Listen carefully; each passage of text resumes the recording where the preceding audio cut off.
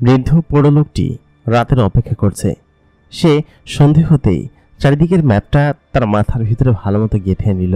সে এখানে অনেক আগে একবার এসেছে, কিন্তু তখন সে যুবক ছিল এবং একজন পরিপূর্ণ মানুষ ছিল। তারপর থেকেই তার এই জিনের জগতে যাত্রা। সে বারান্দায় বেরিয়ে পড়ল। আশেপাশে তেমন রক্ষী নেই। তার টার্গেট মূল ইকবাল মহলে যেতে হবে এবং সেখানে গেলেই সে সেই কাঙ্ক্ষিত স্থানের দেখা পাবে। সে পাশ বেয়ে কোণা দিয়ে সামনের দিকে এগিয়ে চলে গেল।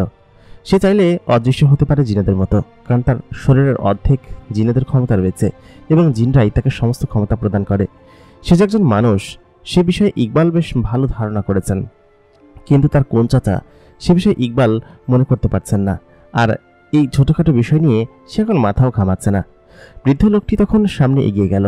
এগিয়ে গিয়ে মূল যে ইকবাল প্রাসাদের সামনে সে সেখানে দাঁড়িয়ে একজন রক্ষীকে গল্প করতে দেখল। বেশ খানিক্ষণ পর সেই রক্ষী ওইখান থেকে সরে অন্যদিকে গেল। এই সুযোগে পোড়ো লোকটি তখন ভেতরে ঢুকে গেল। ঢুকে সে পাশেরই একটি কক্ষে অপেক্ষা করতে শুরু করলো, কারণ এই রক্ষীদের শিফট এর পরে শেষ হয়ে যাবে। ওইখানকার যে দূত ছিল সেই দূত তাকে সমস্ত কিছু বলেছে যে ওই পর্যন্ত কিভাবে পৌঁছাতে হবে এবং সেই সমস্ত তথ্য সে সেখান থেকে নিয়ে এসেছে। রাত্রের প্রথম প্রহর হলেই রক্ষী পরিবর্তন হয় এবং সেই পরিবর্তন করার কিছু সময় এখানে রক্ষী থাকেন না এবং সেই সময়ের মধ্যে তাকে মূল মহলের পেছনের একটা সুড়ঙ্গ পথ আছে, সেই সুড়ঙ্গ পথ ধরে নিচের দিকে নেমে যেতে হবে এবং অনেকটা গভীরে বেশ কয়েকটা সিঁড়ি পার হয়ে 5-6টা দরজা আছে। সে দরজা পার হয়ে তারপর নিচের দিকে যেতে হবে। সেখান পর্যন্ত সে পৌঁছাতে পারলেই তবে মাত্র সে সেই জিনিসটার দেখা পাবে। সেখানে এসে অপেক্ষা করতে শুরু করলো, কারণ অপেক্ষা এখন রাত্রির। ইকবাল তার নিজের রুমে বসেছিল। বসে সে অপেক্ষা করছে কখন যুদ্ধ শেষ করে সকলে ফিরে আসবে। সে হানিফার কথা শুনেছে, হানিফাকে সে দেখতে যাবে, তবে এই মুহূর্তে রাজ্য ছেড়ে কোথাও যাওয়াটা তার জন্য একটু কষ্টকর বিষয়। বেশ খানিক্ষণ পর মায়া এবং তার নাতি ওমর সেখানে এসে উপস্থিত হলো। ওমর গায়ে পায়ে বেশ ভালো বড় হয়েছে, 8-9 বছর বয়স। এই বয়সে তার বাপের মতো একদম তিসমার খাওয়া হয়ে উঠেছে। সে সেখানে এসে বলল, দাদাজান, আপনি না বলেছিলেন আমাদেরকে ঘুরতে নিয়ে যাবেন, তাহলে ঘুরতে কেন নিয়ে যাচ্ছেন না? আপনি বলেছিলেন বাবা আসলে, কিন্তু বাবা কবে আসবে? ইকবাল বলল, আসবে, বাবা আসবে, তুমি এত উতলা হয়ে না তো, আর তোমাকে নিয়ে যাব। আর আজকে বিকেলে তো আমরা খেলাধুলা করলামই, কালকে সকালে আবার আমরা বাগানে যাব। হ্যাঁ, ওই বড় গাছটা যেখানে আছে ওইখানকার বাগানে। তোমাকে কালকে একটা জিনিস দেখাবো, তোমার দাদির সঙ্গে দেখা করিয়ে দিব, ঠিক আছে? মায়া, ঠিক আছে না? মায়া তখন বলল, জি আব্বা, ঠিক আছে। আর আমরা কালকে বিকালে আবার সেই বাগানে যাব, ঠিক আছে? ওমর কোনোভাবে মানতে রাজি না। সে বলল, না, আব্বা আসলে আব্বুর সঙ্গে তারপর আমি যাব এবং সেখানে আমাকে নিয়ে যেতেই হবে। আপনারা বলেছিলেন আপনারা আমাকে ব্রাজিলের জঙ্গলের রাজ্যের দিকে ঘুরতে নিয়ে যাবেন, সেখানে আমরা কখন যাব? ইকবাল তখন বলল, যাব বাবা, তোমার হানিফা দাদু আছে না, তিনিও অসুস্থ, বুঝছো? উনি সুস্থ হলে উনি ফিরে আসুক, তারপর না হয় আমরা সকলে যাব। হ্যাঁ, আর সকলে আসুক, তোমার আব্বাও আসবে ফিরে, তুমি চিন্তা করো না। ওমর তখন কান্না করতে শুরু করলো, বললো, না, আমি যাব, আমাকে এখন নিয়ে যেতে হবে। ইকবাল তখন বলল, আচ্ছা ঠিক আছে, তুমি এখন গিয়ে ঘুমাও, এখন তো রাত, কালকে সকাল হলে আমরা যাব। ওমর তখন বলল, আচ্ছা ঠিক আছে দাদা যান। তাই বলে সে বারান্দায় এসে দাঁড়িয়ে মাটি থেকে অনেকটা শূন্য উঠে গেল, মানে 3 তলার প্রাসাদের সে উপর থেকে অনেকটা উপরে উঠে গেল। ওমরের এই বয়সেই এই বড় গুণটা রয়েছে যে সে এখন চাইলেই হালকা একটু উপরে উঠে যেতে পারে। তার মধ্যে সম্পূর্ণ জিন এবং মানুষের বুদ্ধিমত্তা সম্পূর্ণভাবে প্রবেশ করেছে এবং সে সম্পূর্ণ একজন বুদ্ধিমত্তা সম্পূর্ণ মানুষের রূপান্তর হচ্ছে এবং সেই সঙ্গে শক্তিশালী জিনে। তার বাবার সমস্ত শক্তি তার এর মধ্যে চলে এসেছে এবং সেটা তার আচার আচরণ এবং কথাবার্তা দেখেই বোঝা যায়। সে সকলের উপরে এমনভাবে কথা বলে যে তার বাপ এবং তার দাদার থেকেও অনেকটা বেশি অ্যাডভান্স সে। মায়া তখন বলল, বাবা চলো নিচে নেমে আসো। তখন মায়া একটু উপরে উঠে ওমরকে ধরে নিয়ে তখন তার নিজের রুমে যেতে শুরু করলো। তারপর ইকবাল বলল, থাক, ওকে মেরো না, ওকে কালকে আমরা নিয়ে যাব কোথাও একটা। আসলে তোমার হানিফা চাচা সে একটু অসুস্থ হয়ে পড়েছে, বুঝছো? তাকে একটা জায়গায় নিয়ে যাওয়া হয়েছে, তুমি চিন্তা করো না, আমি সেখানে ভিজিটে যাব, ওরা খুব শীঘ্রই সেখান থেকে ফিরিয়ে নিয়ে আসবে। মাহাদি এসেছিল, ইকবালকে এই সমস্ত কিছু বলেছে আর বলেছে যে যুদ্ধের ক্ষেত্রে তারা আবার যাচ্ছে এবং হানিফাকে সেখানে সুরক্ষিত অবস্থায় রেখে আসা হয়েছে, সে খুব শীঘ্রই সুস্থ হয়ে উঠবে। তবে এটা বলেনি যে সেই পোড়ো লোকটি বলেছেন যে তাড়াতাড়ি সুস্থ হতেও পারে, নাও হতে পারে। এটা বললে হয়তো ইকবাল চিন্তা করতো, এই জন্য মাহাদি সেটা না বলে সে চলে গিয়েছে। মাহাদি তখনও সেখানে সকলের সঙ্গে যুদ্ধ করছে। ইউসুফ সেই কলটা নাড়ানোর চেষ্টা করছে, যেটা দিলে ওই বড় চেয়ারটা এখান থেকে সরে যাবে। মাহাদি তখন সেই বড় দৈত্যটার সঙ্গে মানে মাদাফার সঙ্গে লড়াই করছে একচেটিয়াভাবে। ইকবাল পেছন থেকে তখন মাহাদিকে বলল যে, মাহাদি এটা খুলতে পারছি না, আমি কি হচ্ছে রে, অনেক চেষ্টা করছি কিন্তু এটার কোনো লিভার আছে নিশ্চয়ই, এটা লক করা, কারণ এটা খোলাটা এতটা সম্ভব নয়, সেই লকটা কিভাবে খুলতে হবে সেটাই তো বুঝতে পারছি না। সেই মুহূর্তে সেখানে ইউসুফ বলল কি যে আমি এটার পথ খুঁজে বের করছি, তুই ওকে আরেকটু বিজি রাখ।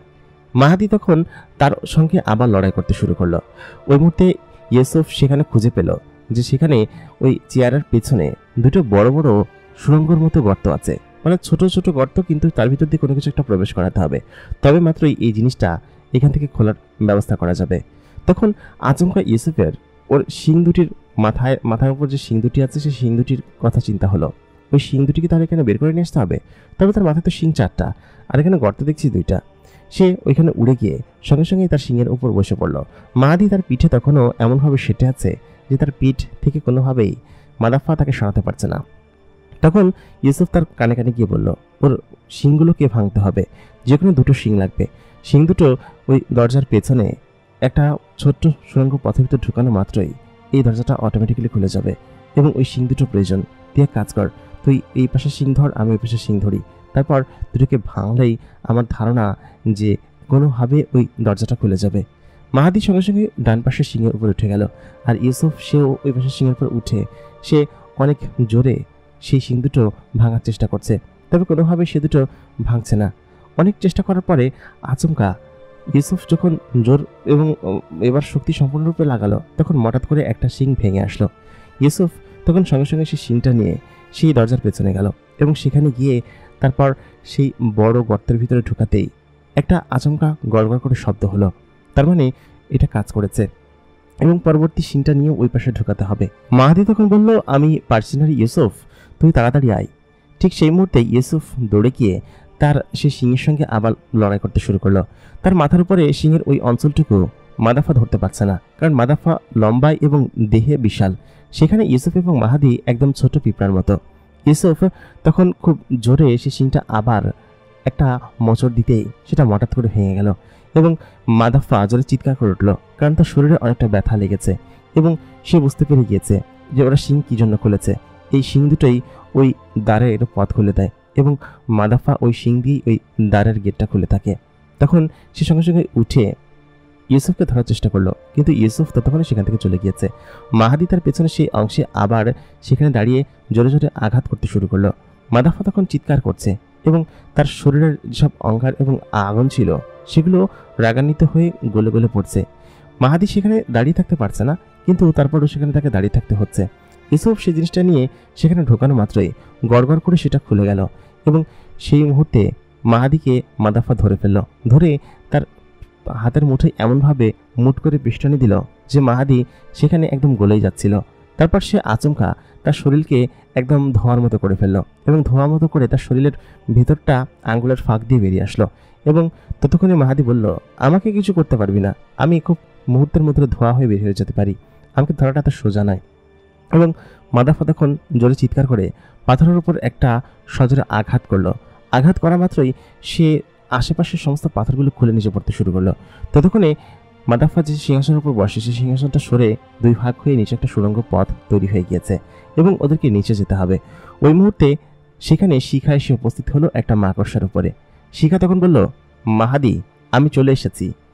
তখন মাহাদি শিখাকে দেখে বলল, বাহ, তুমি চলে এসেছো।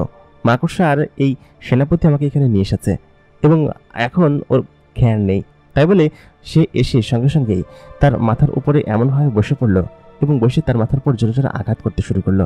শিখা একজন শক্তিশালী মেয়ে জিন, এবং সে এখানে আসার সঙ্গে সঙ্গেই মাহাদির শক্তি যেন অনেকখানি বেড়ে গেল।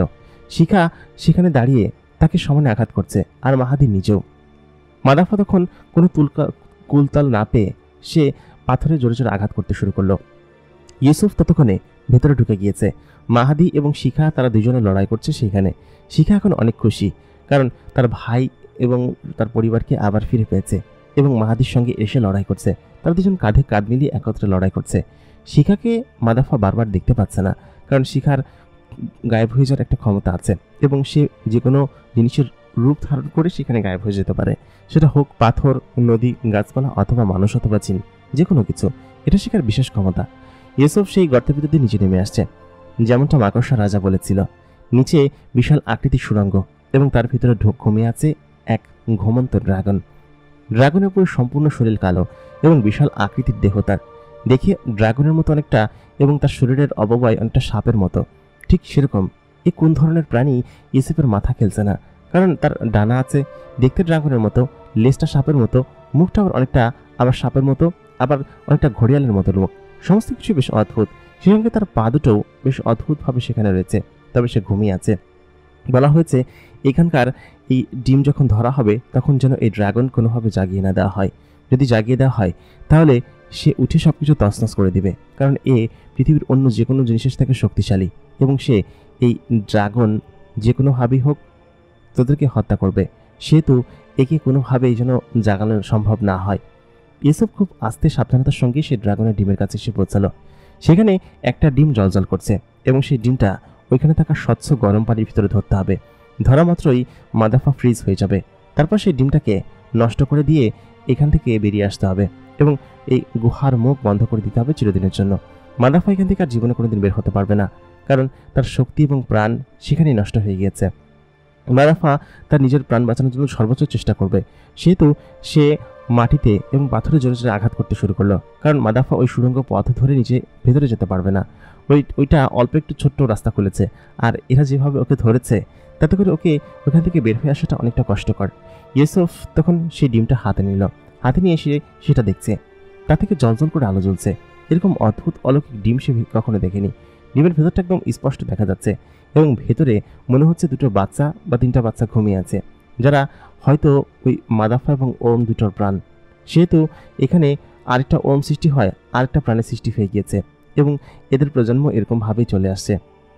মাদাফা তখন খুব চেষ্টা করছে, অনেক জোরে একটা আঘাত করতেই তখন সেই ড্রাগনটা হালকা একটু নড়ে উঠল, নড়ে চড়ে আবার আবার ঘুমিয়ে পড়লো অন্যদিকে তাকিয়ে। তার মানে কোনো শব্দ করা যাবে না এবং খুব দ্রুত এটা করতে হবে। মাদাফা অনেক জোরে জোরে পাথরে আঘাত করছে, যাতে করে ওই নিচে যে বড় ড্রাগনটা আছে সেটা জেগে যায় এবং সে জেগে গিয়ে সেখান থেকে যাতে করে খুব সহজেই সে ওইখান থেকে মারা যায় এবং ইউসুফকে মেরে ফেলতে পারে। অনেক চেষ্টা করছে। ইউসুফ ডিমটা নিয়ে খুব দ্রুত গতিতে সেই বড় পানির ফোয়ারার কাছে যেতে শুরু করলো। এটা নিচে যে পানি থাকতে পারে সে বিষয়ে কোনো ধারণাই এদের ছিল না। ইউসুফ সেই পানির ফোয়ারার কাছে এসে ডিমটা সেখানে ধরতেই আচমকা বিশাল আকৃতির একটা শব্দ হলো। শব্দ হওয়ার সঙ্গে সঙ্গেই ইউসুফ বুঝতে পারল ড্রাগন নিশ্চয়ই জেগে যাওয়ার জোগাড় ফেলছে। সে সঙ্গে সঙ্গেই শিখাকে একটা সিগন্যাল পাঠালো। শিখা তখন সে সিগন্যাল পেয়ে নিচে নেমে আসলো। তারপর সে শিখাকে বলল, তুমি যেভাবেই হোক এই ড্রাগনকে ঘুম পাড়াও এবং তাকে ঘুমন্ত অবস্থায় রাখো, তা না হলে ও জেগে গেলে কোনোভাবেই আমাদের এখান থেকে জীবন নিয়ে বের হওয়া লাগবে না, ওই সমস্ত বিচ্ছু তছনছ করে দিবে। শিখা তার কাছে একদম নিরিবিলি অবস্থায় গেল এবং তার যে মুখের নিচ অঞ্চল আছে সেখানে এসে আদর বলিয়ে দিতে লাগলো। ড্রাগনটা সেখানে আবার ঘুরে পুরে শুয়ে পড়ল।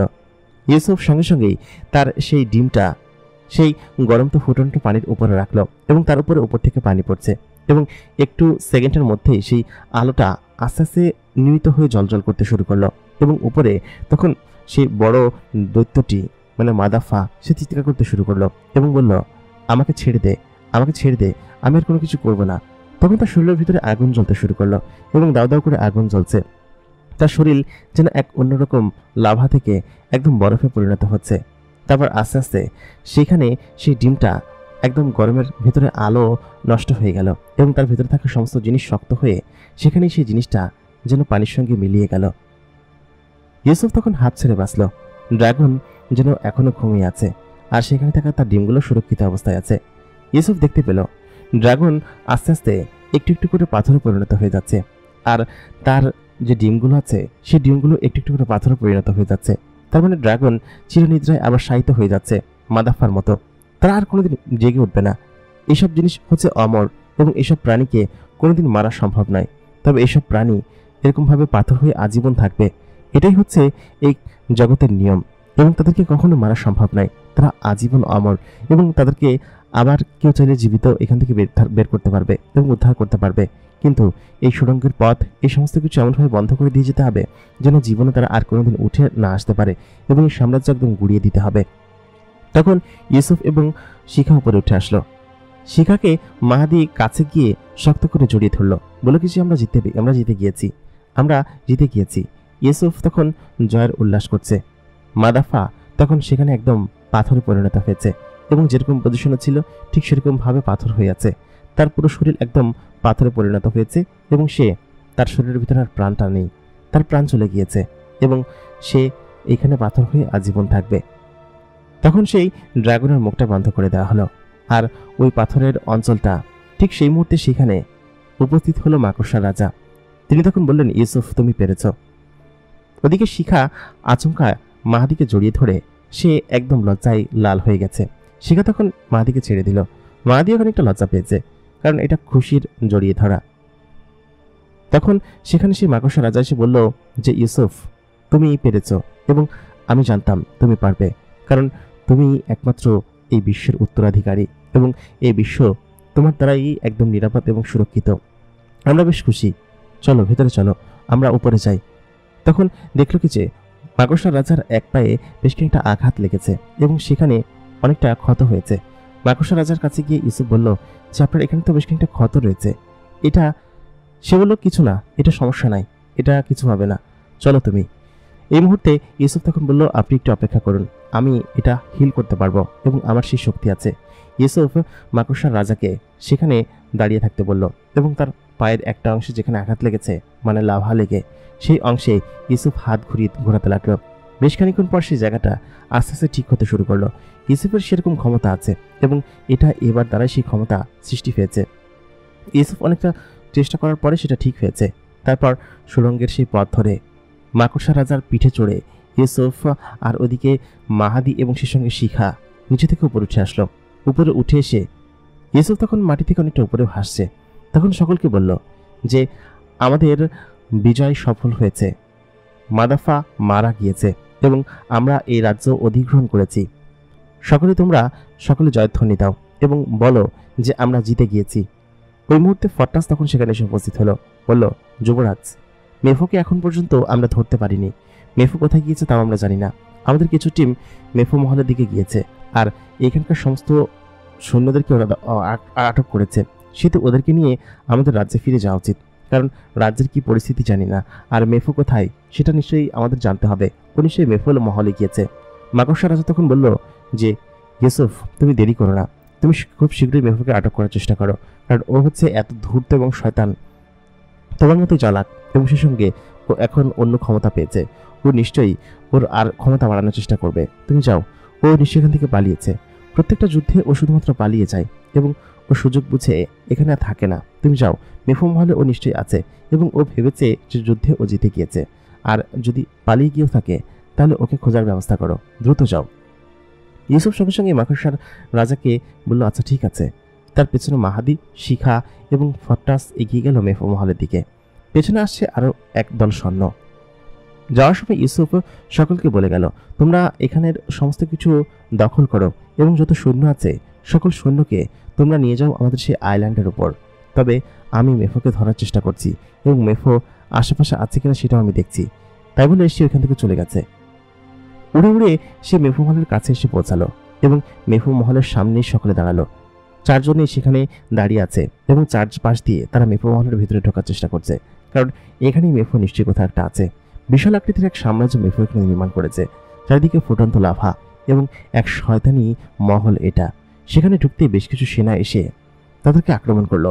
ইউসুফ, মাহাদি, শিখা এবং ফট্টাস সকলেই সেসব সেনাদেরকে মেরে ভেতরের দিকে ঢুকতে শুরু করলো। মেফো তার পথ এবং তার জীবন বাঁচাতে ওইখান থেকে ফিরে এসেছে এবং সে জানতে পেরেছে তার বইটা এখন কোথায় আছে। সেখানেই তাকে প্রবেশ করতে হবে এবং সেই অঞ্চলে তাকে ঢুকতে হবে যেখানে ওই বইটা রাখা আছে। মেফো বুঝে গিয়েছে যে ওই বৃদ্ধ লোকটি যে তাকে এখানে নিয়ে এসেছে তার মানে তার উদ্দেশ্য ছিল বইটার সন্ধান করা এবং আমাকে দ্বারা। সেটাই মেফো চিন্তা করছে এবং সে মনে মনে রাগান্বিত হচ্ছে এবং হাসছেও। বলছে ও যাওয়ার আগে আমি পৌঁছে যাব। ও কোথায় যাবে? ও কোনোভাবেই সেই অঞ্চল পর্যন্ত পৌঁছাতে পারবে না, আর আমরা সেখানে গিয়ে ওকে এখনই মেরে ফেলবো। মেফো খুব শীঘ্রই সেই বর্ডার পার হয়ে গেল কুরুলুস রাজ্যের। বর্ডার পার হয়ে কুরুলুস রাজ্যের মূল যে ফটক আছে সেই ফটকের কাছে এসে উপস্থিত হলো। সেখানে এসে সে ওটার ভিতরে প্রবেশ করবে, কিন্তু এই কুরুলুস সাম্রাজ্যের ভিতরে প্রবেশ করা এত সহজ বিষয় না। এখানে এমন সিকিউরিটি দেওয়া, এই সিকিউরিটি ভেদ করে ভেতরে ঢোকাটা অনেকটা কষ্টসাধ্য বিষয়। এবং সে তখন সেখানে গিয়ে উপস্থিত হলো। সেখানে দাঁড়িয়ে সে ভাবতে শুরু করলো গেট দিয়েই তাকে প্রবেশ করতে হবে এবং যেভাবেই হোক ছলে বলে কৌশলে তাকে ভেতরে যেতে হবে। কিন্তু যে পরিমাণ সুরক্ষা এখানে দেওয়া, এই সুরক্ষা ভেদ করে ভেতরে যাওয়াটা অনেকটা কষ্টকর। তবে মেফো চাইলে খুব অল্প সময়ে এই সমস্ত সিকিউরিটিকে মেরে ভেতরে ঢুকতে পারবে, কিন্তু তাতে করে সকলকে জানান দেওয়া হয়ে যাবে এবং খুব শীঘ্রই এই খবর পৌঁছে যাবে আন্ডারগ্রাউন্ড অঞ্চলে। এটা করা যাবে না। ওদের কাছে দ্রুতগামী দূত আছে যারা কিনা সেকেন্ডের মধ্যে খবর পাচার করতে পারবে। আমাকে যেতে হবে খুব শীঘ্রই এবং খুব সাবধানে, যেটা বুদ্ধিমত্তার সাথে। মেফো সেখানে দাঁড়িয়ে তখন চিৎকার চেঁচামেচি করতে শুরু করলো, মানে কান্নাকাটি করছে। সে একটা অসহায় ভিক্ষুকের রূপ ধারণ করলো এবং সেখানে দাঁড়িয়ে সে কান্নাকাটি করতে শুরু করেছে। বেশ খানিক্ষণ পর ভেতর থেকে একজন সেনা আসলো, এসে বলল কি যে কি ব্যাপার, তুমি এখানে চিৎকার চেঁচামেচি করছো কিসের জন্য, তোমার কি সমস্যা? সে তখন বলল যে হুজুর, আমার তো কত সমস্যা, আমি কত সমস্যা নিয়ে আপনার কাছে আসছি জানেন। আমি সম্রাট ইকবালের সঙ্গে দেখা করতে চাই। আমি শুনছি উনি অনেক দয়ালু মানুষ, ওনার কাছে গেলে উনি আমাকে সমস্ত উপকার করবে। আসলে কি বলবো বাজান, আমার আসলে অবস্থা খুব খারাপ। এই পরিস্থিতিতে আমি কিভাবে যে আমার জীবন চালাচ্ছি, আমার খুব বড় রোগ হয়েছে, আমার অর্থ সাহায্য দরকার। আমি ইকবালের সঙ্গে দেখা করব, তোমার দেখার ব্যবস্থা করে দাও। সে তখন বলল যে ইকবালের সঙ্গে এখন দেখা করা যাবে না, তুমি কালকে রাজসভায় আসো। আর তুমি এখন এই রাত করে এসেছো কিসের জন্য? সে বলল বাজান, আমি অনেক দূর থেকে আসছি, অনেক দূর থেকে, সেই দক্ষিণের শেষ মাথা থেকে। তোমরা তো জানোই যে যুদ্ধের কারণে সব ধ্বংস হয়ে গেছে, কোনো চিকিৎসালয় কোথাও কোনো কিছু খোলা নেই। আমাদের রাজা পর্যন্ত যুদ্ধে চলে গেছে। আমি আজকে না যেতে পারলে না খেতে পেয়ে মারা যাব। আমার বাড়িতে আরও অনেকে সকলে অসুস্থ। আমাদের দেখো কি হয়েছে। তাই বলে একটা রোগের চিহ্ন দেখালো, যেটা জেলেদের খুবই কমন রোগ এবং এই রোগ প্রায় জারি হয়। সে প্রায় অনেকটা অসুস্থ থাকে এবং তার চিকিৎসার প্রয়োজন হয়। সেটা দেখা মাত্রই সেই সেনা বলল, আচ্ছা দাঁড়াও, আমি ভিতরে থেকে খবর নিয়ে আসি। যদি ইকবাল মহারাজ এখন দেখা করতে চান তাহলে আমি দেখা করিয়ে দিচ্ছি, তবে আমাকে কিন্তু কিছু দিতে হবে, ঠিক আছে? তুমি ভেতর থেকে যা পাবে তাই দিবে, হ্যাঁ? তখন সে বলল যে আমি তোমাকে কি দিতে পারবো বাবা, আমার কাছে কিছু মুদ্রা আছে যা আমি নিয়ে এসেছি। এই মুদ্রা আমার ভাড়া হিসেবে আমি নিয়ে এসেছিলাম, তুমি এগুলো আপাতত রাখো আর আমাকে ভিতরে যেতে দাও। সে বলল না, ভেতরে যেতে দাও বলতে ইকবাল মহারাজ যদি না দেখা করতে চান আমি কিভাবে বলবো যে ভেতরে যেতে চান? তুমি এখন অপেক্ষা করো, আমি ভেতরে যাচ্ছি। ভেতরে মূল ভবন, তারপর সেই ভবন পেরিয়ে আবার ইকবাল ভবনে যেতে হবে। বহুত প্যারা আছে ভাই, তুমি যা পাবা তার অর্ধেক আমাকে দিতে পারবা, তাহলে আমি তোমাকে ভেতরে যেতে দিব, ঠিক আছে? মেহু তখন বলল, আচ্ছা ঠিক আছে ভাই, তাও তো অর্ধেক পাওয়া যাবে, সেটা দিয়ে যদি আমার চিকিৎসা চালাতে পারি আমি, তাহলে তো বেশ ভালো হবে। লোকটি তখন লোভে পড়ে ভেতরে ঢুকলো এবং বলল, তুমি এখানে অপেক্ষা করো। তাকে সেখানে অপেক্ষা করতে দেখে সকলে ভেতরের দিকে এসে বলল, কি ব্যাপার, ওকে নিয়ে কোথায় যাচ্ছিস? ওই দূতটা তখন বলল, মানে ওই রক্ষীটা তখন বলল যে আরে এ ইকবালের সঙ্গে দেখা করবে, আর বলেছি যে আসার সময় যা পাবি আমাদেরকে অর্ধেক দিয়ে যাবি, আমরা সকল ভাগ করে নিব, ঠিক আছে? আর এরকম তো মাঝে মধ্যে আসতে থাকে, আর তুই দেখিস না ইকবাল কি বলদ, সে আসলেই সবাইকে টাকা পয়সা দিয়ে দেয়, এটা সেটা দিয়ে দেয়। ইনিয়ার যে অবস্থা, আমার মনে হয় যে ইকবাল মহারাজ উনি এখনই দেখা করবেন ওনার সঙ্গে, আর দেখা করলে টাকা পয়সা তো দিবেই, তাই না? অনেক টাকা দিবে। এনার যে অবস্থা, আর এনার পরিবারের কথা বললে অনেক টাকাই দিয়ে দিবে। তাতে করে অর্ধেক যদি পাওয়া যায় তাহলে আমাদের এই মাসের বেতনের থেকেও বেশি হবে, সেটা জানিস তুই? তখন ওরা বলল, কথা তো মন্দ বলিসনি, আচ্ছা ঠিক আছে তুই যা, তুই ভিতরে গিয়ে মহারাজকে বল, আর আমি ওনাকে এখানে বসাচ্ছি। তখন মেফোকে, মানে রূপ ধারণ করা মেফোকে তারা সেখানে একটা বিশ্রামাগারে বসালো। সে ভেতর থেকে এসে বলল যে আচ্ছা ঠিক আছে, চল ভেতরে চল, ইকবাল আপনার সঙ্গে দেখা করতে চেয়েছেন, তবে বেশিক্ষণ না, কিন্তু অল্প সময় দেখা করে তারপর সেখান থেকে চলে আসবি, হ্যাঁ? তারপর সে ওইখানে একটু ভেতরে গেল, পেছন পেছন হেঁটে যাচ্ছে। মেফো মুচকি হাসছে, কারণ সে ভেতরে ঢুকতে সফল হয়েছে এবং এখানকার রক্ষীদেরকে এমন চকমা দিয়েছে, তাদেরকে লোভ দিয়ে ভেতরে ঢোকাচ্ছে। টাকা পয়সা এবং ধন সম্পদের কাছে কে বা লোভী হয় না? সেখানকার এই সমস্ত সেনারা নিজেদেরকে বিকিয়ে দিল শুধুমাত্র কয়েকটা মুদ্রার জন্য। এখন তাদের কি পরিণতি হবে সেটাই তো তারা ভেবে কুলাতে পারছে না। মেফো মুচকি হাসছে। সামনে থাকা ওই সেনাটা গান গাইতে গাইতে যাচ্ছে। বলল কি, যাই চুপ করে থাক, হাসছিস কিসের জন্য? মেফো বলল, না হুজুর, এমনি হাসছি, চলেন আপনি ভেতরে। মেফো পেছন দিয়ে তার পেছন পেছন হাঁটছে। মূল প্রাসাদের কাছাকাছি গেল। সেখানে যাওয়ার পর বলল কি যে, এখানে বয়, ইকবাল মহারাজ আসছেন এখানে, আর উনি প্রাসাদের পেছনে থাকেন, তো উনি এখানে এসে তারপর দেখা করবে। তারপর সেই সেনাটা ওই পাশে সামনের দিকে গেল। বেশ খানিকক্ষণ সে হেঁটে মেফো ইকবাল মহলের কাছাকাছি গেল। মেফো তখন সেখানে বসে আছে এবং আশেপাশে দেখছে। সে ভেতরে যেতেই ইকবালকে বলল যে, মহারাজ আসতে পারি? ইকবাল তখন বলল, হ্যাঁ দূত আসো, কি হয়েছে বলো। তখন সে বলল যে, একজন বৃদ্ধ লোক আপনার সঙ্গে দেখা করতে এসেছে। তিনি একজন ভিক্ষুক, তার অবস্থা খুবই খারাপ। তিনি বলছেন যে আপনার সঙ্গে দেখা না করতে পারলে সে এখানেই মারা যাবে আর কি, সে এখানে বিষ খেয়ে মারা যাবে, এরকমটা বলছিল। খুবই অসহায় এবং দরিদ্র। আমি আসলে সইতে না পেরে আপনার সঙ্গে দেখা করতে নিয়ে এসেছি। আসলে কি বলবো, আপনি যেরকম দয়ালু, আপনার সেনারা মানে হচ্ছে আমরা সেরকম দয়ালু হয়েছি, তার জন্য মন কেমন করছিল, এই জন্য ওই রাত্রেবেলায় আপনার কাছে এসেছি। আপনি যদি একটু আসতেন। ইকবাল তখন বলল, না এখন আমি যেতে পারবো না, আমি আমার নাতির সঙ্গে খেলা করছি। তুমি এক কাজ করো, কিছু টাকা ওনাকে দিয়ে দাও, আমার এখান থেকে নিয়ে যাও, এইখানে একটা পোটলা আছে, এটা নিয়ে যাও, নিয়ে ওনাকে দিয়ে দাও। আর ওনার কথা শোনার মতো সময় এখন আমার নেই, আমি আমার নাতির সঙ্গে বসে আছি, ও ঘুমিয়েছে, ওকে আমি শোনাতে পারবো না, তুমি যাও তো। তাই বলে সেই যে লোকটি ছিল সে একটা মুদ্রার থলে সেখান থেকে উঠালো। উঠানোর পর সে সেই মূল প্রাসাদের কাছাকাছি গেল, যেখানে সে মেফোকে বসিয়ে রেখে এসেছিল। সে এসে বলল কি যে ইকবাল মহারাজ তোমার সঙ্গে দেখা করতে চাইনি, আর উনি বলেছেন যে তুমি এখন চলে যাও, সকালবেলা এসো, ঠিক আছে? সকালে উনি তোমাকে হেল্প করবে। আর শোনো, ইকবাল মহারাজ মনে হয় না কোনো টাকা পয়সা দিবে, তুমি যেটা বলছো, উনি আসলে ওরকমভাবে দান টান করেন না, তুমি যাও। আর শোনো, আমি তোমাকে কিছু পয়সা দিচ্ছি, এগুলো নিয়ে তুমি চলে যাও, এই নাও, আর আমাকে ভাগটাক দিতে হবে না। তাই বলে সে সেই থলে থেকে কয়েকটা পয়সা বের করে মেফোর হাতে দিল। মেফো তখন বলল, এই কয়টা পয়সা না তো, এই পুরো থলেটাই আমাকে দিয়েছে। সেনাটার সঙ্গে সঙ্গে রেগে গেল, বলল কি যে, তুই বেশি জানিস, সেনার পুরো থলটা তোকে দিয়েছে, তুই এত বড় স্পর্ধা, তুই আমার উপর কথা বলিস। মেফোর সঙ্গে সঙ্গেই আস্তে আস্তে তার পূর্ণরূপে ফিরে আসতে শুরু করলো।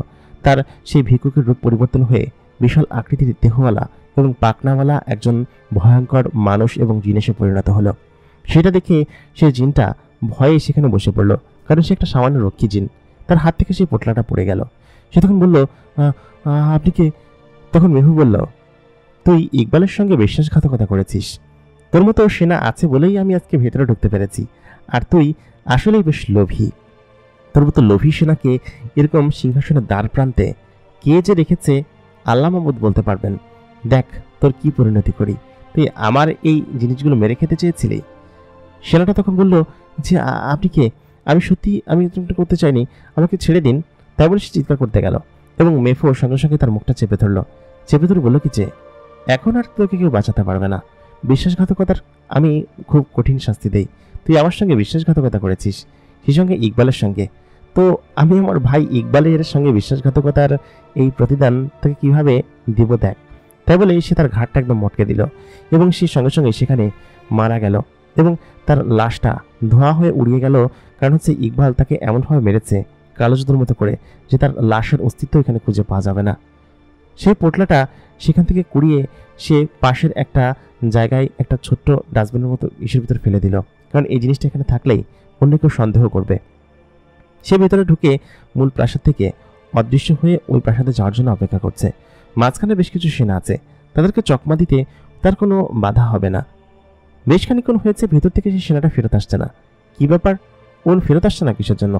মনে হয় ইকবাল মহারাজ তাকে অনেক বেশি কথা বলছে, আর তাকে থাকার জন্য মনে হয় বলছে, কারণ ওনার তো দয়ার শরীর, যেই আসে তাকে গেস্ট রুমে রেখে দেয়, ওনার তো সেরকম দয়ার শরীর। এটাই মূলত বিরক্ত লাগে, এত ভালো মানুষ কিসের জন্য হবে? রক্ষীরা সকলে গজব করতে শুরু করলো এবং গল্প করতে শুরু করলো, কারণ ও ভিতরে গিয়েছে, যাক গল্প করছে করুক, কিন্তু আমাদের সেনাটা তো ফেরত আসবে, সে আসছে না কিসের জন্য? আচ্ছা যাই হোক, এতক্ষণ সময় হয়ে গিয়েছে, আসবে নিশ্চয়ই মহলের এদিক ওদিকে ঘুরে বেড়াচ্ছে, দাসীদের সঙ্গে নিশ্চয়ই কোনো রুমে ঢুকেছে, এটা আমি শিওর। তাই বলে ওরা দুজনে হাসতে শুরু করলো। বললো কি যে, আচ্ছা ঠিক আছে, তুই পাহারা দে, আমি ভিতর থেকে দেখি আমার কোনো দাসী টাসি খুঁজে পাওয়া যায় কিনা। ওকে নিয়ে ভেতরে যেতে হবে, রুমের ভিতরে অনেকদিন যাওয়া হয় না, ও যেহেতু গেছে আমিও যাই, তোর একটু সামলে নিস, ঠিক আছে? তোরা কালকে যাস, হ্যাঁ, কিংবা আমরা ফেরত আসি, তারপর তোরা যাস। তাই বলে পাশে থাকা আরেকটা রক্ষীজিনও চলে গেল। গেট তখন মাত্র 7 জন রক্ষীজিন পাহারা দিচ্ছিল, তার মধ্যে 2 জন চলে গেল, আর অন্যান্য সকলে অন্যান্য ওয়াচ টাওয়ারের উপর বসে দেখছিল। মেফো ভিতরে ঢুকে অট্ট হাসি হাসছে, কারণ সে ভিতরে ঢুকতে সফল হয়েছে এবং এদেরকে বোকা বানানো কতটা সহজ, এত সহজে বোকা বানিয়ে সে ভিতরে ঢুকে এসেছে। সেই মুহূর্তে সে ওই সমস্ত সেনাদেরকে চোখের ধুলো দিয়ে ধোয়া হয়ে চলে গেল ইকবাল মহলের দিকে। ইকবাল মহলের বারান্দায় সে দাঁড়িয়ে আছে। খুব শীঘ্রই সেখানে প্রবেশ করতে হবে ইকবালের রুমে, যেখানে ইকবাল রয়েছে, এবং সমস্ত জিনিস সে একদম সুন্দরভাবে তৈরি করেছে। সে আস্তে আস্তে সিঁড়ি বেয়ে ধোয়া হয়ে উপরের দিকে উঠে যেতে শুরু করলো। বৃদ্ধ পৌরলোকটি ততক্ষণে আন্ডারগ্রাউন্ড অঞ্চল দিয়ে ঢুকে গিয়েছে ইকবাল মহলের একদম নিচ দিয়ে। সেই নিচ দিয়ে একটা সুড়ঙ্গ পথ আছে, এটা সে ওই রক্ষীর কাছ থেকে শুনেছিল, দূতের কাছ থেকে। সে আস্তে আস্তে নিচে নেমে গেল এবং নিচে নেমে আসতেই ভেতরের দিকে সে ঢুকে খেয়াল করলো সেখানে রয়েছে এক সিঁড়ির মতো নিচের দিকে নেমে গিয়েছে, এবং এরকম একটা অদ্ভুত জায়গা যে আছে সেটা সে বিন্দুমাত্র আঁচ করতে পারেনি। সে খুশি হয়ে গেল। মেফো নিশ্চয়ই এতক্ষণে জেনে গিয়েছে, তবে মেফোর জানার আগেই সে ভিতরে গিয়ে জিনিসটা উদ্ধার করবে। সে ভেবেছিল জায়গাটা খুব ইজিলি সে প্রবেশ করতে পারবে, কিন্তু অনেকটা পথ মশাল নিয়ে নিচে নেমে আসতেই সে খেয়াল করলো সেখানে 7টা দরজা রয়েছে, এবং কোন দরজা দিয়ে নিচে যেতে হবে সেটা সে বুঝতে পারছে না। এখানে অনেক জেড সিকিউরিটি দেওয়া, এই সিকিউরিটির মধ্যে দিয়ে তাকে নিচে যেতে হলে নিশ্চয়ই অনেক কাঠখড় পোড়াতে হবে। সে সেখানে এসে সমস্ত দরজাগুলো একে একে চেক করতে শুরু করলো, কিন্তু কোনো দরজাই যেন সে খোলার জন্য কোনো ক্লু পাচ্ছিল না। একে একে সমস্ত দরজাগুলো সে খোলার জন্য চেষ্টা করলো, কিন্তু কোনো দরজাই খুলছিল না। প্রত্যেকটা দরজার ভিতরে এমনভাবে সিকিউরিটি লক দেওয়া যে সেই সিকিউরিটি ভেদ করে নিচে যাওয়াটা প্রায় অসম্ভব তার জন্য। সে প্রায় প্রত্যেকটা দরজা একে একে গোতাতে শুরু করলো। তারপর সেখানে বসে মাথায় হাত দিয়ে আশেপাশে তাকাতে শুরু করলো। কি করবে সে ভেবে উঠতে পারছে না, কারণ হচ্ছে এই দরজা ভেদ করে নিচে যেতেই হবে তাকে। মেফো যদি কোনোভাবে চলে আসে এখানে, তাহলে সে কোনোভাবে এখান থেকে যেতে পারবে না। অনেকটা চিন্তিত হয়ে সেখানে বসে পড়ল। এতটা পথ এসেছে এত কষ্ট করে, অথচ এই নিচ পর্যন্ত সে যেতে পারছে না। না, এটা তো কোনোভাবে মেনে নেওয়া যায় না। সে আবার চেষ্টা করতে শুরু করলো। ইকবাল তখন তার নিজের রুমে তার ছেলেকে নিয়ে, মানে তার নাতিকে নিয়ে শুয়েছিল। তার নাতি তার বুকের উপরে ঘুমিয়ে পড়েছে। ইকবালের নাতি সবসময় তার সঙ্গেই থাকে। মায়া বাসার একটা রুমে ওমরকে নিয়ে ঘুমায় এবং সেখানেই থাকে। সেখানে সে ওমরকে নিয়ে শুয়ে আছে ইকবাল, এবং আচমকা ইকবালের কানে একটা অন্যরকম শব্দ ভেসে আসলো। ওমর তখন তার বুকের উপর ঘুমাচ্ছে। ইকবাল তখন সামনের দিকে তাকিয়ে বলল কি যে, রক্ষী দেখো তো বাইরে কে, একটা শব্দ হলো মনে হলো। রক্ষী তখন বলল, জি মহারাজ, দেখছি। 2 জন রক্ষী তখন সামনে এগিয়ে গেল। রক্ষী 2 জন গেল, কিন্তু তারা ফেরত আসলো না। খানিকক্ষণ বাদে ইকবাল ওমরকে বিছানার উপর শুয়ে দিয়ে সে বাইরে বেরিয়ে আসলো, এবং বাইরে আসার সঙ্গে সঙ্গেই সে খেয়াল করলো বিশাল আকৃতির একটা কালো ধোঁয়া সেখানে কুণ্ডলি পাকাচ্ছে, এবং সেই কুণ্ডলিটা ইকবাল দেখলো। কিন্তু এটা কিসের কুণ্ডলি? সঙ্গে সঙ্গে সে রক্ষীকে ডাক দিল। 4-5 জন রক্ষী সেখানে আসলো। আসার সঙ্গে সঙ্গেই তারা এক প্রকার ধোঁয়া এবং অন্ধকারের ভিতরে কেমন যেন ঘুরপাক খেয়ে মিলিয়ে গেল। ইকবাল কিছু বুঝতে পারছে না। সঙ্গে সঙ্গেই সে বলে উঠল, এই তুমি কে, এবং তুমি এখানে কিভাবে এসেছো? তুমি কে? দ্রুত তোমার আসল রূপে আসো। তুমি কি আমাদের রক্ষী চিন? কে? তাড়াতাড়ি তাড়াতাড়ি বলো। ইকবালের এরকম কড়া শব্দ শুনে তখন সেই কালো কুণ্ডলি পাকানো ধোঁয়াটা আস্তে আস্তে রূপ নিল এক ভয়ঙ্কর মানুষ এবং জিনে। তার এক ডানা কালো এবং অন্য ডানা সাদা। শরীরের এক পাশ অংশ মানুষের মতো এবং অন্য পাশের অংশ জিনেদের মতো। সে তখন আকাশের ওপর বিশাল বড় কুণ্ডলি পাকিয়ে ডানা মেলতে শুরু করলো। সঙ্গে সঙ্গেই ইকবাল দেখে তাকে চিনে ফেলল। বলল, মেফো, তুই এখনো বেঁচে আছিস? তুই এখন পর্যন্ত ষড়যন্ত্র করে যাচ্ছিস, কিন্তু তুই এখানে কি করছিস? সঙ্গে সঙ্গে ইকবাল একথা বলতেই মেফো বলল কি যে, আমি তো এসেছি আমার প্রাণভোমরা সন্ধানে। ওইটা যে এখানে আছে সেটা আমি খুব ভালোভাবে জানি ইকবাল। তুই এখানে লুকিয়ে রেখেছিস এবং সেটা নিতেই আমি এখানে এসেছি। ইকবাল তখন বলল যে, কোনোভাবে সেটা পারবি না, তুই ওই জিনিসটার কাছে কোনো দিনই যেতে পারবি না। আর ওই জিনিসটা এখানে নেই, ওটাকে আমি অন্য সুরক্ষিত জায়গায় লুকিয়ে রেখেছি, এবং সেটাকে তুই কোনোভাবেই তোর হাতের নাগালে পাবি না। এটাকে আমি ধ্বংস করে দিয়েছি। ইকবালের এরকম হাসি দেখে মেফো তখন বলল, শোন ভাই, আমি সমস্ত তথ্য নিয়ে এখানে এসেছি, আর আমি জানি এটা এই মহলের নিচেই আছে, এবং সেটা আমি উদ্ধার করেই ছাড়বো। সেটা তুই জীবিত থাকলেও খুশি, আর জীবিত না থাকলেও খুশি। সেহেতু এইসব নিয়ে তুই চিন্তা করিস না। আমি যাচ্ছি, ভেতরে যাচ্ছি। তোর নাতি তো নিশ্চয়ই ভেতরে ঘুমিয়ে আছে, তাই না? নাতিটা বেশ দারুণ হয়েছে, আমি দেখেছি ঘুমাচ্ছিলে তোর বুকের উপরে শুয়ে। আমি তখনও বুঝতে পেরেছি এটা তোর নাতি, মানে ইউসুফের ছেলে, আর তোর পুত্রবধূ সেও তো ওই পাশে ঘুমাচ্ছে। তো তুই হয়তো জানিস যে আমার শক্তি এখন আগের থেকে অনেক বেশি, এবং আমি চাইলেই যে কোনো কিছু করতে পারি। আমার শক্তির বহর দেখতে চাস? তাই বলে ওইখানে শুয়েই সে ভেতর থেকে মানে তার নাতিকে আকাশে এবং শূন্যে ভাসিয়ে ফেললো। মানে যে বিছানার উপর শুয়েছিল সে বিছানার উপর থেকে অনেকটা উপরে উঠে গেল। ইকবাল তখন বলল, তুই ওকে নামা, তাড়াতাড়ি নামা। আচ্ছা তুই কি চাস আমার কাছে সেটা বল। মেহফু তখন বলল যে বেশি কিছু চাই না, আমার বইটা আমাকে দিয়ে দে, যেটা আমার বাবা বানিয়েছিল, তাহলে আমি এখান থেকে চলে যাব, আমি কাউকে কিছু করব না। সে মাথা চুলকাচ্ছে, একদম নিরিবিলি খুব শান্ত মাথায় বলছে এটা। ইকবাল তখন বলল, কোনোদিন আমি তোকে সেটা দিব না, সেটা আমার প্রাণ থাকতে আমি কখনোই তোকে দিব না। সঙ্গে সঙ্গে মায়া ভেতর থেকে বেরিয়ে আসলো, বেরিয়ে এসে বললো, বাবা বাবা এটা কে? ইকবাল তখন বলল, মা তুমি ভেতরে যাও, তুমি ভেতরে গিয়ে ওমরকে ধরো, ওমর জেগে যাবে। মায়া তখন ভেতরে যেতে গেল, কিন্তু মায়ার পা তখন কোনো একটা অদৃশ্য কালো শক্তিতে টেনে ধরল। মায়া কোনোভাবে ভেতরে যেতে পারছে না। মেহফুর এত শক্তি যে সে চাইলে তার সমস্ত শক্তি দিয়ে এদেরকে বেঁধে ফেলতে পারে। সঙ্গে সঙ্গে পেছন থেকে কিছু জিন এসে আক্রমণ করতে শুরু করলো। ভেতরে যেসব রক্ষী জিন ছিল তারা দেখে ফেলেছে, তারা এসে আক্রমণ করতেই কোনোভাবেই যেন তারা মেহফুর কাছাকাছি আসতে পারছে না। মেহফুর আশেপাশে থাকা শত শত জিন তাদেরকে একদম এমনভাবে ধরে ফেলেছে এবং বেঁধে ফেলেছে যে তারা কোনোভাবে সেখান থেকে নড়তে পারছে না। মেহফুর পিঠ থেকে একে একে সুতোর মতো অনেকগুলো কালো ধোঁয়া বের হচ্ছে এবং সেই ধোঁয়া প্রত্যেকটা জিনকে ধরে সেখানে আছাড় দিয়ে মেরে ফেলছে। মেহফু যেন এক অন্যরকম শক্তিতে রূপান্তর হয়েছে। মেহফু ওই সমস্ত রক্ষী জিনদেরকে সেখানেই একদম কুপকাত করে ফেললো। সেখানে ভাসিয়ে থাকা অবস্থায় তার হাতও নড়াচড়া করা লাগছে না। তার পিঠ থেকে এক ধরনের কালো ধোঁয়া বের হচ্ছে, সেই ধোঁয়ার একটা সেখানে মায়াকে চাপড়ে ধরে রেখেছে, ভেতরে যেতে দিচ্ছে না। দুটো ধোঁয়া গ্লাসের সেই বড় জানলা ভেদ করে ভেতরে ঢুকে গিয়ে ওমরকে বাইরে বের করে নিয়ে আসলো এবং ওমরকে তখন অনেকটা ওপরে ধরে রেখেছে। ওমর তখনও ঘুমন্ত অবস্থায় রয়েছে। তখন ইকবাল উপরে উঠে ওকে ধরতে গেল, কিন্তু মেহফু তখন তাকেও সেখানে পায়ের শেকলের মতো বেদি পড়িয়ে সেখানে ধরে রাখলো। বলল, কিছু তোরা পারবি না কোনোভাবেই, আমার মধ্যে এত পরিমাণ শক্তি আছে যে শক্তি দিয়ে তোদের মতো মানুষ এবং ছোটোখাটো জিনদেরকে আমি একদম তুড়ির ভেতর মেরে ফেলতে পারবো। আর ইকবাল, তোর মধ্যে শক্তি কোনোদিনই ছিল না, সেটা আমি জানি। আর কেউ জানুক আর না জানুক সেটা আমি খুব ভালোভাবে জানি যে তোর মধ্যে শক্তি কোনো দিনই ছিল না, এবং তুই সেই শক্তির আধার কোনো দিনই খুঁজে পাবি না। তোর ছেলের মধ্যে ক্ষমতা আছে সেটা আমি জানি, কিন্তু তোর মধ্যে কোনোদিনই কোনো ক্ষমতা ছিল না। তুই শুধুমাত্র বুদ্ধির জোরে সমস্ত যুদ্ধ জিতেছিস, আর এইসব বোকা জিনরা তোকে এখানকার রাজা বানিয়ে দিয়েছে। সামান্য একজন মানুষ, তারপর জিনেদের সর্দার। এখন আমি জিনেদের সর্দার হব এবং এই পুরো বিশ্ব আমি এখন থেকে শাসন করব।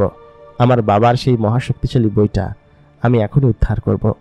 তাই বলে সে ওমরকে অনেকটা উপরে তুলে ফেলল। ওমর তখন সেখানে জেগে গিয়ে চিৎকার করতে শুরু করলো এবং বলল, মা মা আমাকে বাঁচাও, মা আমি এখানে কিসের জন্য? আর এই লোকটাকে দেখে আমার ভয় লাগছে। ইকবাল তখন বলল, মেহফু আমার নাতিকে ছেড়ে দে, তুই ওকে ধরিস না, ওকে ছেড়ে দে, তুই ওকে ছেড়ে নিচে নামা আগে। মেহফু তখন বলল, এই ব্যাপার, তাহলে নাতির জন্য এত দরদ? অথচ ঠিক সঙ্গে সঙ্গে মায়াকে তখন উপরে তুলে ফেললো। মায়া তখন বলল কি যে আমাকে ছেড়ে দাও। মায়ের তখন ভীষণ কষ্ট হচ্ছে। ইকবাল তখন বলল যে আজকে এখানে কেউ নেই বলে, আমার হানিফা এখানে নেই, আমার ছেলে এখানে নেই বলে তুই এই সুযোগটা পাচ্ছিস। আমি খুব শীঘ্রই খবর পাঠাচ্ছি এখান থেকে। মেহফু তখন বলল, আমি এত কাঁচা কাজ করি না রে ভাই, খবর পাঠানোর সমস্ত রাস্তা বন্ধ করে দিয়েছি। আশেপাশের সমস্ত জিনেরা এখন নাক টিকে ঘুমাচ্ছে, তাদের এমন একটা জিনিস শুকিয়ে দিয়েছি যে তারা আর জেগে উঠবে না। আর এই সমস্ত জিনেরা এসেছে মনে হয় মূল ফটক থেকে এসেছে, আশেপাশ থেকে ওরা কোনো খবর পাবে না। আর তুই যদি এরকমটা চেষ্টা করিস, তোর ছেলেকে, তোর নাতিকে একদম এই যে একদম আছে হাতের ডাগায় ঢুকিয়ে দিলে কিন্তু মরে যাবে। সেহেতু আমি চাচ্ছি না যে তোর নাতিকে মারতে। এই বংশের উত্তরাধিকারী, আর উত্তরাধিকারী কতদিন থাকবে, তারপর তো এখান থেকে চলে যেতেই হবে। অবশ্য মেরে দিলেও কোনো সমস্যা নেই, মারি। ঠিক সেই মুহূর্তে ওমর তার চোখগুলো জলজল করে ফেললো এবং তার শরীর দিয়ে এক ধরনের আলো বের হতে শুরু করলো। ওমর তখন বলল কি যে আমাকে ছেড়ে দে, নাহলে কিন্তু তোকে মেরে ফেলবো। তোর এত বড় সাহস, আমার দাদাকে তুই হুমকি দিস? এতটুক ছেলের এই পরিমাণ তেজ দেখে মেহু বলল, ওরে বাবা, এ তো দেখি একদম বাপকা বেটা। কি ব্যাপার, তোমার মধ্যে এত রাগ আসছে কিসের জন্য? তার চোখ জলজল করছে এবং শরীরের চারদিকে একদম আলোকিত হয়ে গিয়েছে। যেন এবার ছাড়াই তার মধ্যে এক ধরনের অলৌকিক শক্তি কাজ করছে। মেহফুজ তখন বলল, আচ্ছা আচ্ছা আচ্ছা আচ্ছা, এ তো দেখি বাপকা বেটা সিপাহি কা ঘোড়া। ঠিক আছে ঠিক আছে, এত তেজ দেখিয়ে না বাবা, তুমি পারবা না আমার সঙ্গে। তুমি অনেক অভিজ্ঞতা দরকার তোমার, তুমি সেদিনকার ছোকরা, আর আমার বয়স অনেক বছর। সে তখন বলল, তোর বয়স যত বছরই হোক না কেন, আমি ওমর, মহারাজ ইকবালের একমাত্র নাতি এবং আমাদের যুবরাজ, আমার বাবা, সে মহাশক্তিশালীর অধিকারী, তার ছেলে। আমাকে ধরে রাখা তো সহজ। তাই বলে সে এমনভাবে একটা নাড়া দিল, নাড়াদের সঙ্গে সঙ্গেই মেফোর সেই জিনের বহর এবং কালো ধোঁয়া ভেদ করে সে নিচে পড়ে গেল এবং সে তখন আকাশে উঠতে শুরু করলো এবং অনেকটা কাছাকাছি সে মেফোর নাকের উপর এমন যেন একটা লাথি মারল, মেফোর সঙ্গে সঙ্গে পেছনে ঘুরে পড়ে গেল। ওমরের এই ছোট্ট শক্তি দেখে ইকবাল তখন অবাক হয়ে গেল এবং মায়া নিজেও বিস্মিত হয়ে তাকিয়ে আছে। মেফো তখন উঠে ওমরকে আবার ধরে ফেললো এবং খুব শক্ত করে। মেফো বলল কি যে, ও আচ্ছা আচ্ছা আচ্ছা, এত আস্তে ধরেছিলাম বলে তোমার এত তেজ, আচ্ছা ঠিক আছে, তোমার দাদুকে তাহলে মেরে ফেলি, হ্যাঁ। তাই বলে ইকবালকে সে ধরে ফেললো আর সে ওমরকে ধরে এমনভাবে চাপ দিল, সে বলল, ও দাদু, আমার খুব ব্যথা লাগছে দাদু। সঙ্গে সঙ্গেই মেফো আবার বলল যে, দেখ ইকবাল, তোর সঙ্গে আমি লড়াই করতে আসিনি বা তোর কাউকে আমি মারতেও আসিনি। তুই যদি এটা চাস যে আমি এখান থেকে নিরিবিলি চলে যাই, তাহলে বইটা আমাকে দিয়ে দে, আমি সেটাকে নিয়ে চলে যাই, আর আমি কাউকে কোনো ক্ষতি করবো না, কোনো কিছু করবো না, এটা আমি তোর কাছে ওয়াদা করলাম। আর তুই তো জানিস যে আমি একজন মানুষ, আর আমি ওয়াদার বরখেলাপ করি না, আমি কারো কোনো ক্ষতি করবো না, তুই এখান থেকে কারো কোনো ক্ষতি করবো না, আমি চলে যাব। তারপর ইকবাল বলল কি যে না, এটা তোকে দিলে সর্বনাশ হয়ে যাবে। তখন সে ওমরকে আবার মারতে শুরু করলো এবং ওমরকে ফেলে দিয়ে তার কপালে একটা আঘাত এবং তাকে মেরে ফেলার একটা হুমকি দিল। ইকবাল তখন বলল যে, আচ্ছা ঠিক আছে, আমি দিচ্ছি, তুই দাঁড়া আগে, আমার নাতিকে কিছু করিস না। ওমর তখন নিচে পড়ে গিয়ে কান্না করছে। মায়া তখন তাকে নিয়ে উঠালো, উঠে বলল কিছু বাবা। ওমর ততক্ষণে আহত হয়ে সে কান্না করতে শুরু করেছে এবং প্রায় অচেতন হয়ে গিয়েছে। ওমর ছোট্ট হলেও তার মধ্যে যেন এক অলৌকিক ক্ষমতা আছে এবং খুব শক্তি আছে, যে কিনা মেফোর মতো এরকম শক্তিশালী একজনকে কুপকাত করে আঘাত করে নিচে ফেলে দিল, যা ওই রক্ষী জিনেরা পারল না। ইকবাল তখন বলল যে আমি বলছি। মায়া তখন বলল, না বাবা, আমরা মরে গেলেও এই জিনিসগুলো বলবেন না আপনি, কারণ এইটা ওকে শক্তিশালী বানিয়ে দিবে। ইকবাল তখন বলল, আমাদের প্রাণের থেকে তো ওইটা বড় কিছু না, তাই না? ও আমাকে বলেছে এবং আমি মেফোকে বিশ্বাস করি, কারণ মেফোর সঙ্গে আমি বহু বছর ধরে পরিচিত। ও কাউকে কোনো ক্ষতি করবে না, ওকে ওই জিনিসটা দেওয়া মাত্রই ও তখন এখান থেকে চলে যাবে। আর যাক, ওই জিনিসটা নিয়ে যাক, ও শক্তিশালী হয়ে উঠুক, তাতে আমাদের কোনো আপত্তি নেই, কারণ হচ্ছে আমাদেরকে বেঁচে থাকতে হবে, তাই না? মায়া তখন বলল যে, আব্বা তবুও। ইকবাল বলল, আর কোনো চিন্তা নয়, তুমি বেশি কথা বলো না, তুমি ওমরকে নিয়ে ভিতরে যাও, আমি ওকে নিয়ে নিচে যাচ্ছি। মেফো তখন বলল, এই তো, সাব্বাস, একদম কাদের কাজ করেছো, তাহলে চলো নিচে চলো। ইকবাল তখন ওকে নিয়ে নিচে যেতে শুরু করলো। একটা মশাল নিয়ে সেই সুড়ঙ্গ পথ ধরে সিঁড়ি বেয়ে নিচে নেমে যাচ্ছে। প্রিয় দর্শক, জিনের দুনিয়া সিজন 5 এপিসোড নাম্বার 12 এখানে শেষ হয়ে গেল। এপিসোড নাম্বার 13 কি হবে জানতে হলে আমাদের সঙ্গে থাকুন।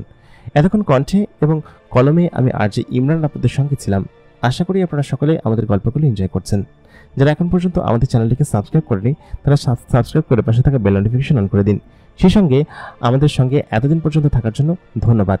গল্পের মোড় কোন দিকে এগোচ্ছে সেটা আপনারা আজ করতে পারলে অবশ্যই আমাদেরকে কমেন্ট করে জানান, আর সেই সঙ্গে আমাদেরকে বেশি বেশি করে সাপোর্ট করুন। দেখা হচ্ছে পরবর্তী এপিসোডে। ততক্ষণ পর্যন্ত সকলে ভালো থাকবেন, সুস্থ থাকবেন। খোদা হাফেজ।